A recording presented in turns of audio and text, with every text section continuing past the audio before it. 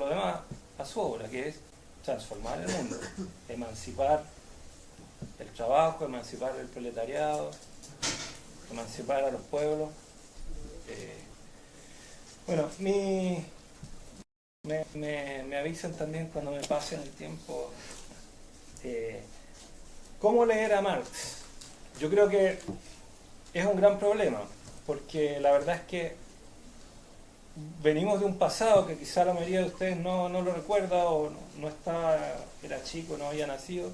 Venimos de un pasado donde solo había una manera de leer a Marx, y esa manera estaba dada por una lectura oficial, que estaba dada por marxistas oficiales y estaba dada por corrientes políticas más o menos oficiales, ¿no? El Partido Comunista y los partidos comunistas y los movimientos de izquierda alineados con una u otra corriente, pero que cada corriente tenía su estructura. La forma de leer a Marx estaba dada por eso, es decir, había una forma correcta, ¿no? Y si no lo leías así, era algo malo, ¿no? Entonces, creo que hoy día, con la caída del muro de Berlín y el fracaso de los llamados socialismos reales, el triunfo del capital desatado, como decía anteriormente, creo que abre también la posibilidad, y abierto la posibilidad de leer a Marx desde otras formas, desde otras miradas, y esa es un poco mi mirada. Es decir, yo leo a Marx en una corriente que está tratando de entender qué problema específico es la relación ser humano-naturaleza, ¿no? Mi lectura de Marx y la lectura que yo trato de profundizar es esa, es un aspecto de todo lo que dijo Marx, que teorizó sobre muchísimas cosas, ¿no? Desde el arte, la literatura, el espíritu humano, la religión, la ideología, el capital, el trabajo, en fin. Pero yo lo enfoco, mi trabajo en esa relación entre ser humano y naturaleza. Y es una relación que también estuvo muy ausente en la época del marxismo oficial, ¿no?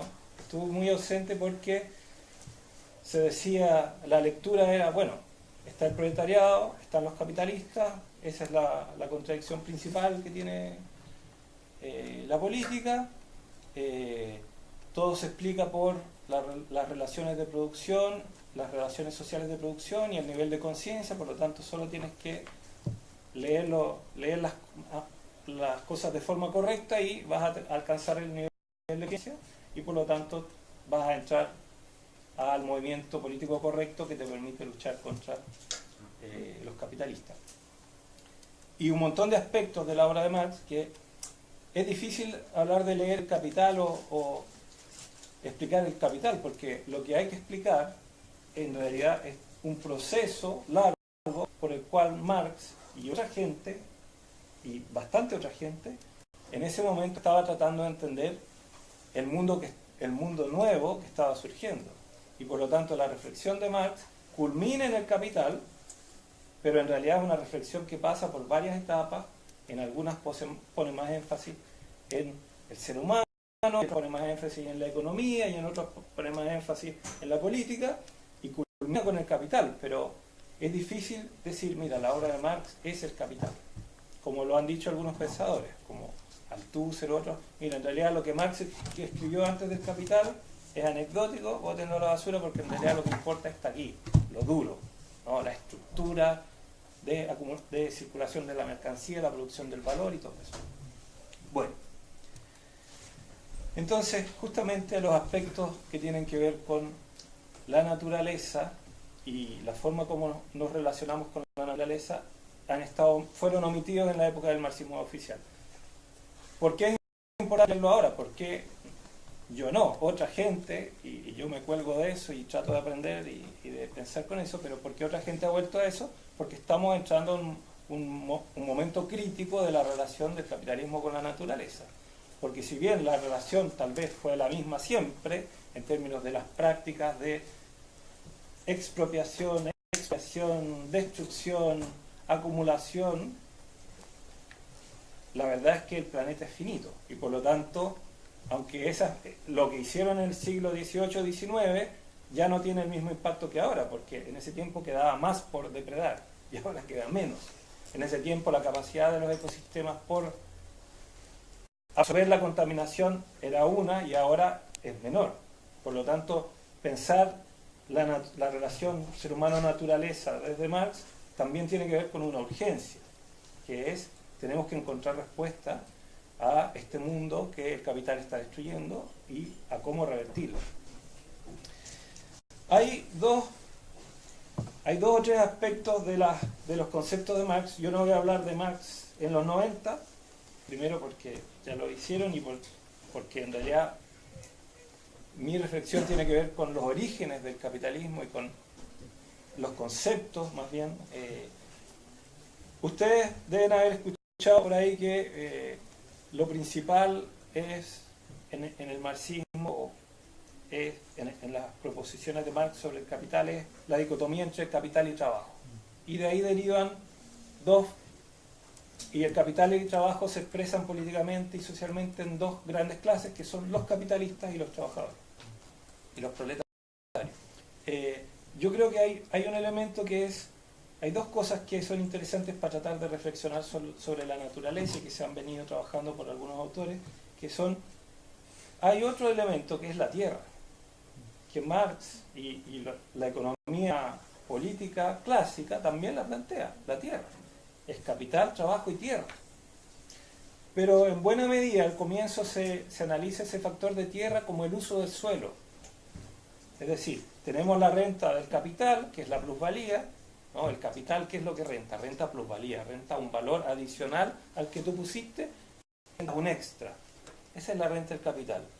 El salario, ¿qué es lo que renta para el trabajador? Renta un salario. Tú vendes tu fuerza de trabajo y ¿qué es lo que te renta eso? Un salario. ¿Qué es lo que te permite suplir tus necesidades medias de vida? Medias definidas por la sociedad, no por lo que serían tus necesidades, pero en fin. ¿Y qué renta la tierra? La renta de lo que da extraer los recursos naturales o usar el espacio. Y ahí hay toda una corriente actual que dice, ok, pero ¿por qué no repensamos esta idea de la tierra no solo como la renta del espacio o de recursos naturales, cosas, una libra de cobre? Ok, eso es parte de la renta de la naturaleza, ¿no? Me da cobre, así como me da espacio, me da cobre, perfecto. Pero hoy día se está pensando cómo la renta de la tierra es también la renta de los servicios ecosistémicos que provee la biosfera. La biosfera te da oxígeno gratis, te da aire que nosotros respiramos todos.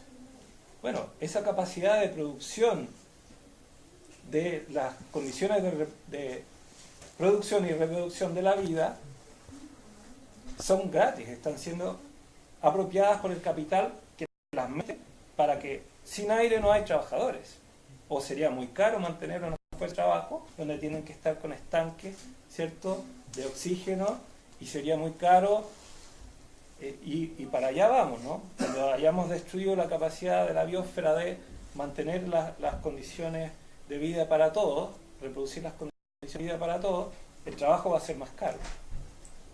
Entonces, pensar ese elemento, la tierra, que es un elemento un poco olvidado, porque ¿quién era la clase representativa de la tierra? Los terratenientes. Y los terratenientes fueron derrotados políticamente por la burguesía, absorbidos hace mucho tiempo atrás. Por lo tanto, salieron un poco del foco de la reflexión de la izquierda y de la reflexión marxista. ¿Dónde se mantuvieron un poco los terratenientes en la reflexión? En los países periféricos, donde todavía la producción no era capitalista y en muchas partes no es capitalista propiamente tal, pero sí está integrada al mercado mundial y por lo tanto donde había grandes terratenientes que controlaban una cierta fuente de materia prima o de recursos naturales que los mandaban a los centros de producción industrial en otras partes, y de esa forma esos terratenientes eran un elemento en la cadena en la división internacional del trabajo, y sí eran parte de la discusión de las clases oprimidas en esos territorios, el terrateniente. En América Latina, en los años 50, 60, 40, los latifundios eran un tema importante. Pero a medida que se industrializó y urbanizó,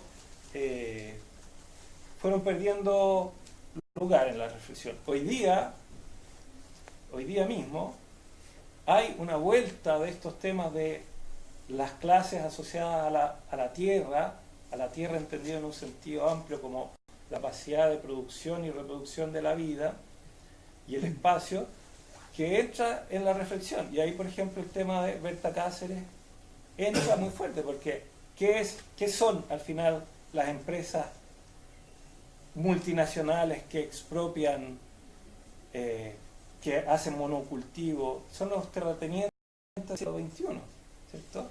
De otra forma, totalmente distinta, ¿sí? No son ya el esclavista clásico, o no son en el caso de Chile, el terrateniente, el patrón de fondo clásico, pero ahí está el control sobre el espacio, la tierra, la vida, ¿no? Y la expropiación de esos recursos y la distribución de esos impactos a las comunidades que no son proletarios, ¿no? Los mapuches, uno dice, es difícil tratarlos como proletarios, ¿no? Entonces, o los indígenas en general problematizan, cuestionan la reflexión marxista, y eso es muy, muy interesante.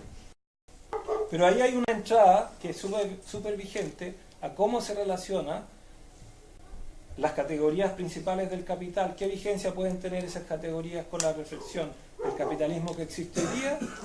Pueden tener vigencia por ahí, en primer lugar, ¿no? Otro elemento que se relaciona con lo mismo es el trabajo. Marx planteaba esto del trabajo. ¿De dónde sale la plusvalía? ¿De dónde sale el valor? No sale del valor de cambio que se le da a una mercancía en el mercado, que es la tesis de otras corrientes económicas, de pensamiento económico, que el valor de las cosas está dado por cómo se venden en el mercado y por su precio, ¿no? Marx dice no, el valor se extrae del trabajo, de que el capitalista le compra un trabajo a un obrero, a una masa de obreros en el fondo, y en el fondo le paga menos de vale eso, y lo domestica además, porque ya no es el artesano que se tomaba su tiempo y hacía según su inspiración y de acuerdo a su forma de trabajo y a sus reglamentos de gremio, hacía su trabajo, sino que ahora está disciplinado, su trabajo se le expropia, él vende su fuerza de trabajo y se le paga una cantidad de horas, y la otra cantidad de horas se transforma en un trabajo que se transforma en la plusvalía del capitalista, y ahí está la fuente del valor, en el trabajo y no en la transacción comercial después. Obviamente el capitalista vende ese producto, tiene su plusvalor, y ese plusvalor además probablemente, antes no se lo echaba en el bolsillo, sino que iba y compraba otra fábrica y después vendía, y iba circulando. Es decir, otro de los elementos importantes cuando uno quiere analizar a Marx, el pensamiento de Marx desde el punto de vista de la naturaleza y la relación hombre-naturaleza, es la circulación, porque uno piensa el capitalismo, ¿qué es? Es un gran, enorme sistema de circulación de energía, enorme, de energía humana, que para reproducirse y mantenerse necesita ciertas condiciones, y por lo tanto necesita una estructura social que asegure que ciertas condiciones se van a dar para que esa energía humana produzca. Esas condiciones son estabilidad, por ejemplo. Un sistema capitalista en el cual no hay estabilidad para que los trabajadores puedan trabajar, no funciona. Y esa estabilidad es estabilidad política, es decir, tengo que asegurarme, aunque sea con la fuerza pública, o aunque sea con la iglesia, o aunque sea con partidos burbujas que me engañan a los trabajadores, tengo que asegurarme que tiene estabilidad política, que no se me van a revelar. Tengo que asegurarme que el trabajador puede comer, aunque coma poco, pero si no come y se me muere, pueda reemplazarlo. Entonces necesito estabilidad, y esa estabilidad es el orden social. Esa estabilidad es el orden social que permite que el capitalismo funcione, ¿no? Es un orden social dinámico, no es una caja, porque también el capitalista anda siempre viendo cómo puede reemplazarlo. Pero lo importante aquí es que, volviendo al tema de la circulación de energía, el capitalismo es un gran sistema muy complejo, y por eso el pensamiento de Marx y de la gente que pensaba el capitalismo en ese tiempo era muy complejo. Tú lees y es difícil entenderlo, y lees, vas en la página 500 y es difícil entenderlo. Y tienes que leerte la otra cosa, y tienes que leerte lo que leyó el compadre que cita, y tienes que aprender otras cosas para poder entender lo que es un sistema muy complejo. Vivimos en una enorme complejidad. No es sencillo, no es decir, capital, trabajo, obrero, proletario, listo, está resuelto. El mundo no funciona así, no funcionaba así cuando Marx lo describió, y no funciona así ahora. Por lo tanto, son formas de tratar de llegar a una realidad muy compleja. Y esa realidad muy compleja de la economía es una realidad, como decía el propio Marx y otros, material. Es decir, la economía es intercambio y transformación material. Material implica biofísica, orgánica, química, afectiva. Esa es la realidad en la cual se construye esto que se llama la economía, que son categorías limpias, que son numeritos limpios que tú puedes poner en la pizarra, pero en realidad, o estos gráficos hermosos que mostró el amigo, en realidad América Latina, que es América Latina en miles de cosas. Son usted acá, otra gente en otra parte, luchas, derrotas. Es muy complejo. Entonces, pero volviendo a la idea, el capitalismo es un gran sistema de circulación de materia y de energía, ¿ya? Y esa materia y energía, que durante mucho tiempo se dio por sentado que eso era también la economía. También la economía era circulación de materia y energía, y era control de la vida. Y hoy día esos temas vuelven al análisis, y justamente de la mano de alguna gente que retomó el análisis de Marx y lo leyó en esa clave. Dijo, ¿qué pasa si empiezo a leer lo que dice Marx aquí? Que dice, en primer lugar, el trabajo es un proceso entre hombres y naturaleza, un proceso en el que, mediante su acción, el hombre regula y controla su intercambio de materias con la naturaleza, el metabolismo social.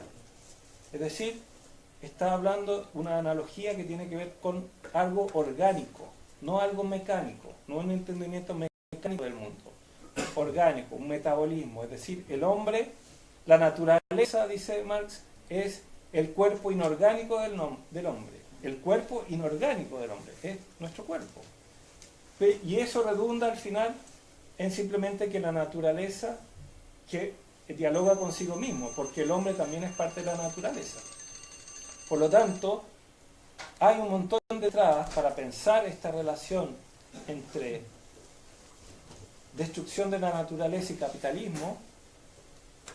Hay un montón de claves que están en Marx. Otras claves no están ahí. Otras claves no están ahí. El tema del indigenismo no está ahí. El tema del feminismo no está ahí. Pero hay algunos temas que sí están y que son muy potentes. Son muy potentes porque una de las cosas que vemos es la escisión entre lo que es el capitalismo y lo que es la comprensión del capitalismo y la comprensión del imperialismo o el extractivismo, como si fueran dos cosas aparte. No, a mí no me preocupa el capitalismo, a mí me preocupa el imperialismo, me preocupa que haya monocultivos. Bueno, pero una cosa tiene que ver con la otra. Entonces, lamentablemente creo que para transformar nuestro país, nuestra sociedad, nuestros pueblos y el mundo entero, que hoy día, cuando Marx ya entendía el mundo como un solo sistema, en el cual el capitalismo iba